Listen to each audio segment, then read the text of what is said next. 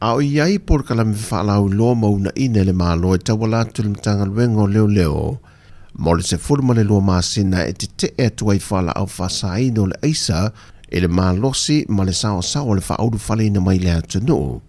Wa tu'ina atu se fautuaga mālosi ai lantou lo whaongaina pe whātauina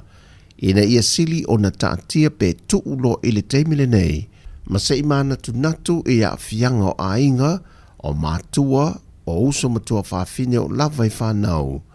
E le whaatupina leo le tetele o whaasalanga e tu'ina atu i o latou aiga pe a maua ma mōlia atu i lumolenu'u ai whapena fo i le tūlafono. Mai o se leni fo e maua mai nei fuāla'au whaasaina, le ua whaingoina o tupe palapala, mai o lo fautuaina fo e whaawhiangaiga so o se whata whaitaulanga i le atunu'u,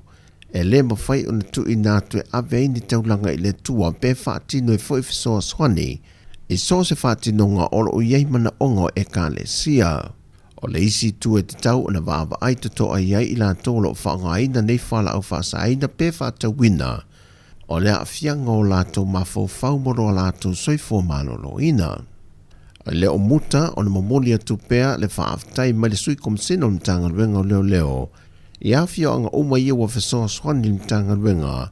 i le reporti na mai te tono i latou o lo msalo mia ma mauti noi te tono o latou awhia anga, o lo o latou whaatauina fuāla'au whaasaina o le aisa, a toai ma le tu'ina ato whaasalanga mo i latou, ma le whanonga ina ia tuu ma motu siai, ma saonga le mua i o latou awhio anga.